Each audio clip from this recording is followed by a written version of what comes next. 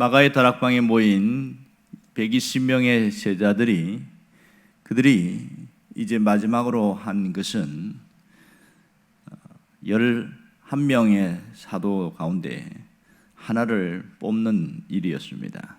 자, 그러면 가룟 유다를 대신할 자, 이런 한 사람을 뽑는다, 그렇게 이야기했습니다.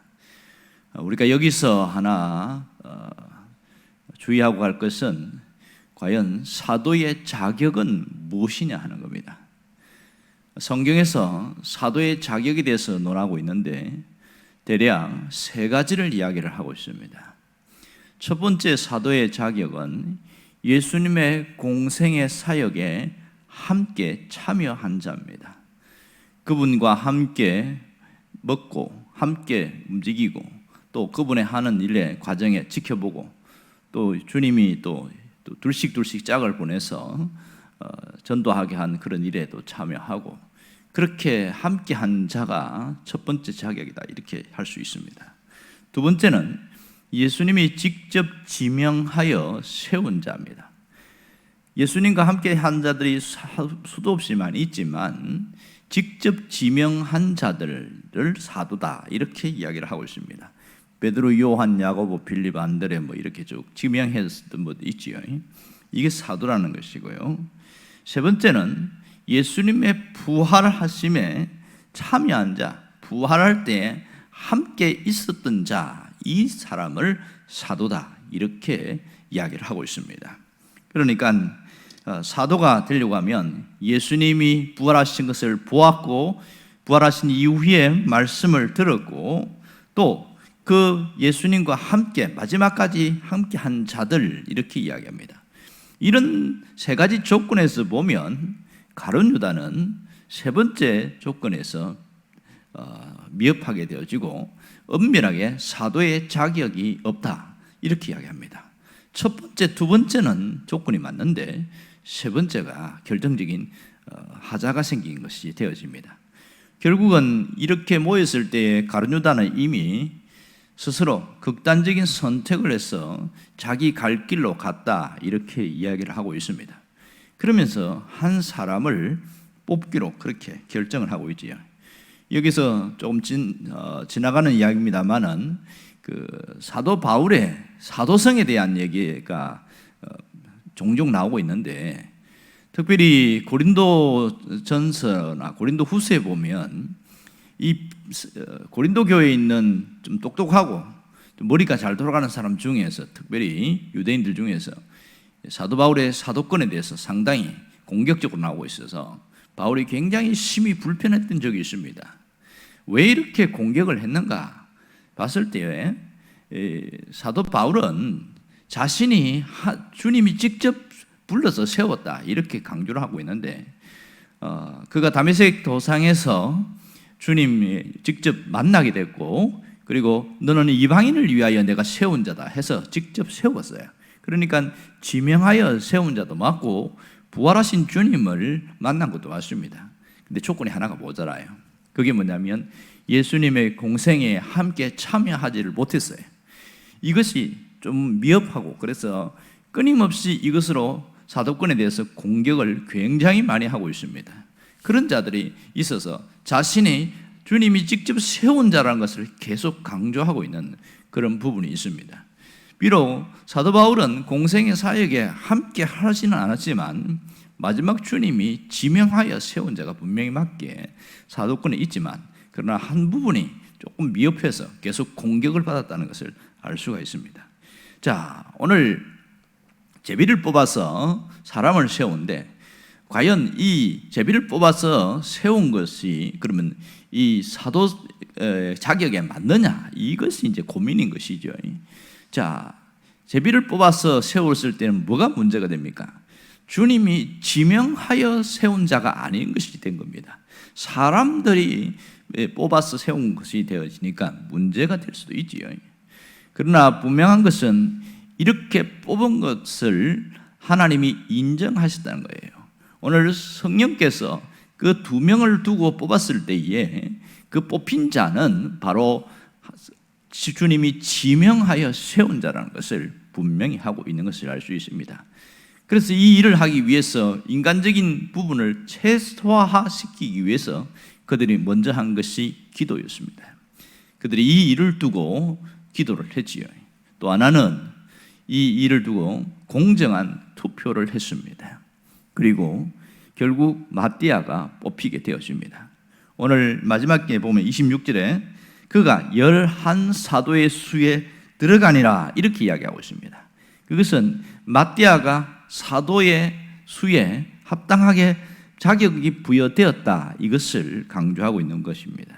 오늘 우리가 여기서 주목해야 될 것은 하나님은 하나님의 일꾼을 세우시는 데 직접 간섭하신다는 사실입니다.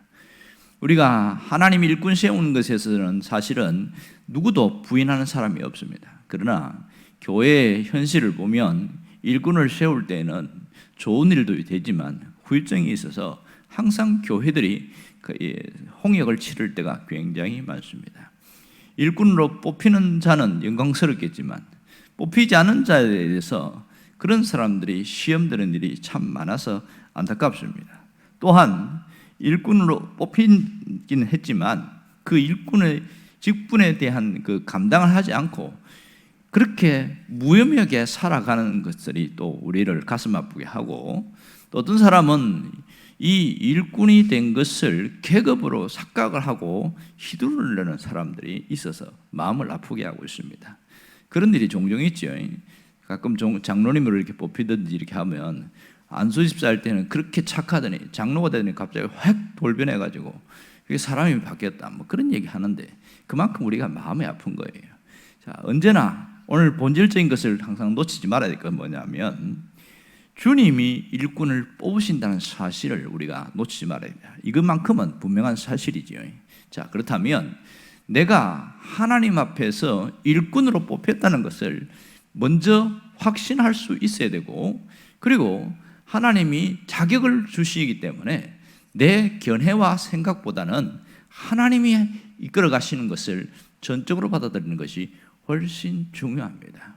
모든 일꾼은 하나님이 직접 역사하시고 개입하신다는 사실을 우리가 분명히 인지를 해야 됩니다. 그러면 나도 하나님이 뽑으시는 일꾼이라면 다른 사람도 마찬가지입니다. 하나님이 인정할 사람이라는 것을 우리가 믿고 받아들일 수 있어야 됩니다. 좀 미흡할 수도 있고 좀 내 눈에는 마음에 안 들 수도 있지만 그것조차도 인정하는 것이 대단히 중요하지요. 정말 중요한 것은 뽑히고 안 뽑히고보다 더 중요한 것은 이 한 주님이 일꾼으로 세웠을 때 이 목적을 위하여 살아가는 것입니다. 하나님이 일꾼으로 세우신 목적을 깨닫는 것이 대단히 중요한 것이지요. 왜 세웠을까요? 성경에는 그 얘기를 여러 가지를 이야기하고 있는데 오늘 사도행전에서 보면 1차적으로는 부활의 증인이 되게 하기 위해서다, 이렇게 얘기를 하고 있습니다.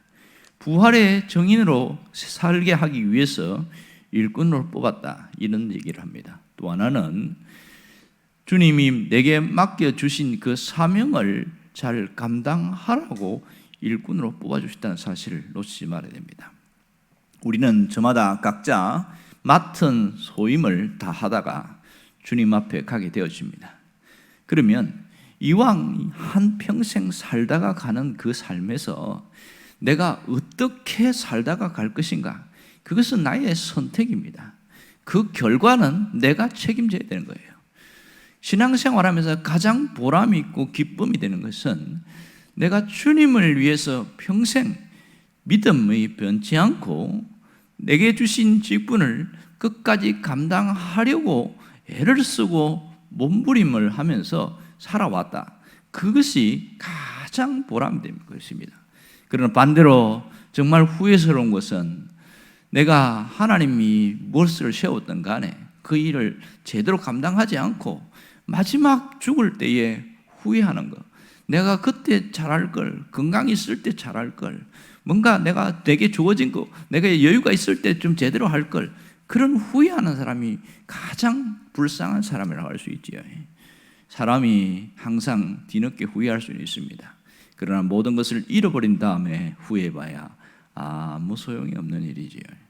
정말 우리가 건강할 때 내가 할 수 있는 일을 최선을 다하고 또 기도할 수 있을 때 어떻게 하든지 기도하는 그 일에 몸부림을 치고 그렇게 하는 것이 굉장히 중요합니다. 우리가 이 소중함을 잃어버리고 난 이후에야 깨닫는 것이 참 안타깝고 어리석다고 생각할 수 있습니다. 그러나 늘 말씀을 통해서 우리가 비춰볼 것은 하나님께서 나에게 뭔가 주셨고 내가 가지고 있을 그때에 이것을 주님을 위해서 최선을 다하는 것이 가장 가치 있고 보람된 삶을 살아간다는 것을 우리가 잊지 않기를 원합니다. 오늘 내게 주신 직분을 하나님이 나를 세우신 것을 잘 기억하고 마지막까지 잘 감당하다가 주님 앞에 갈 수 있기를 주의 이름으로 축원합니다. 기도하겠습니다.